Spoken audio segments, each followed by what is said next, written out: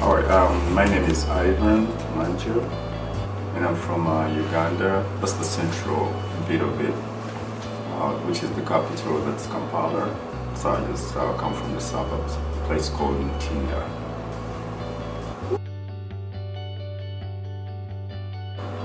I would say home is home. I miss everything about my country. It's just the politics and all that. It's kind of messed it up a little bit.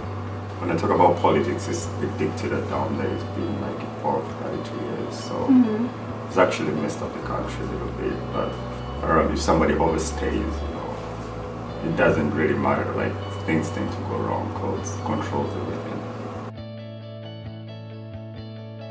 The elections are there, but if a person is a dictator, they always find a way to rig elections. They manipulate of course, the poor, bribe them, give them money. Of course, they'll intimidate the press. So even the media itself will be biased at some moment. So if you find like the media, if you go ahead and maybe capture like an event or which is anti-government, definitely will be in trouble. There's no free media as such. Comes your question, like they will manipulate the media, either you for them, if you're not for them, they'll of course they'll treat you as an enemy.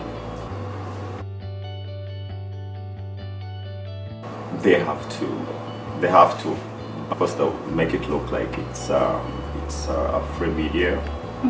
But when you go in depth, of course, our journalists, like on a personal basis, they'll be threatened. So most of them, like they kind of withdraw back.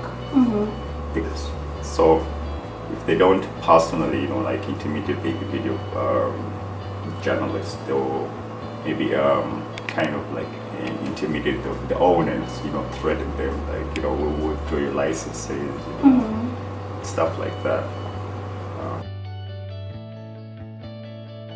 Social media really caused them a headache because it's so hard to control social media. If I see something, I'll grab it on my WhatsApp, share it, and people will know. So I want a kind of wait for the government, owned, media stations and all that, the free media. But we will find like journalists try to capture stuff like that, because you have, with the regulations, you have to come, of course, cladded in your attire, like your workplace and all that. Me as a passer, if I see anything which makes news, I'll go Facebook Live, the next thing you find it, So there's no way the government can actually control my phone. And you don't even know who's grabbing what. People got in watches with cameras, people got in like, pencils with cameras.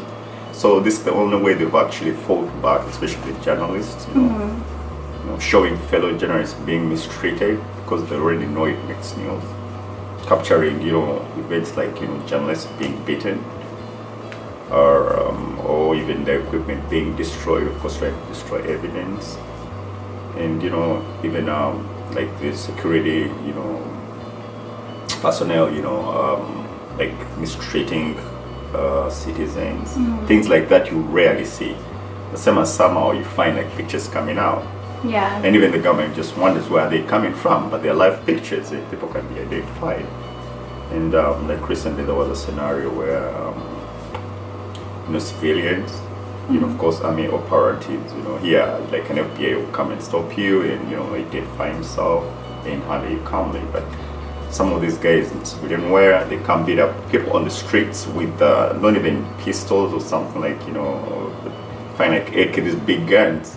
And it's like a movie, it's just a mess. And it was all got on camera and it really caused the scene.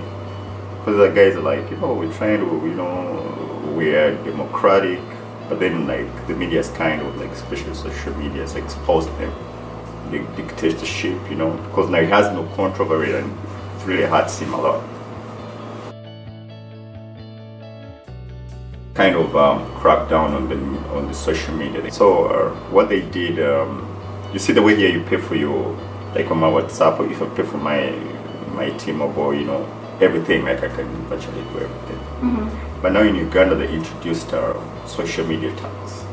So it was funny when they introduced it, because at first the president said like, people use social media too much, like to do, like rumor mongers and all that, talking ill about the government and all that. That was the first way he brought it up. But then I'm like, people use social media differently. Other people promote, like the singers, the musicians, they promote their shows, business personnel.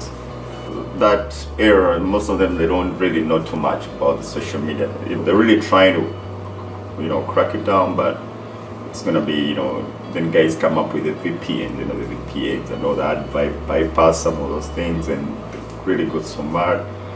But anyways, they introduced that taxi, so it took some people off social media. I would say like $2 a month. Let's say like $2 a month. But still, if like it's on anybody on the phone, you know how much money it is. The way social media. It's just recently, I think, like 2 months ago. 2 months ago? Wow. Yeah, because it had to be passed through the parliament and all that. But like I told you, like he has more members of parliament like who are leaning towards him. So they make the process look democratic, but then it's it's kind of infringing on the people's rights.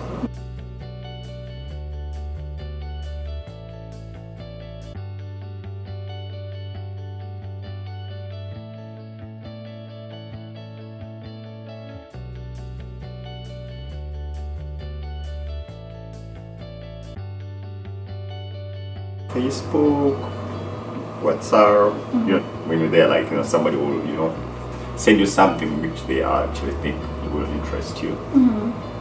Then besides that, there is also some people also tweet. Oh, on Twitter, yeah. Yeah, especially business guys and all that. On top of that, like most of the radio stations do stream online. Pretty much the internet has changed everything. Like radios. Even you go on YouTube, then you find, actually then YouTube is the other source, one of the major sources. You go there, like the TVs at home, their streamings are always recorded and uploaded. Like the major TVs, there's NTV Uganda, then you'll find NBS, that's a national broadcasting station, NBS Uganda, then of course they're state-owned, which is UBC. It is over 100 radios. Yeah, some of them are like for individuals, then others are like owned by churches, others are owned by politicians.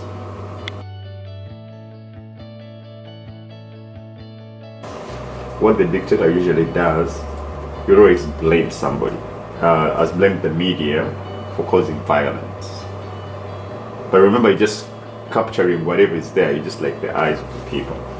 So I can show this like 2 months ago, where it said UPD Some parts of the guy was downtown telling Kampala, you, including Chiseka Market, the Bobby Wine guy, the Benjamin musician, Street, and parts at of the time that he Kampala was Road actually remain arrested. inaccessible for most parts of Monday. He was arrested? Yeah, he was arrested. So people in here were protesting for his release.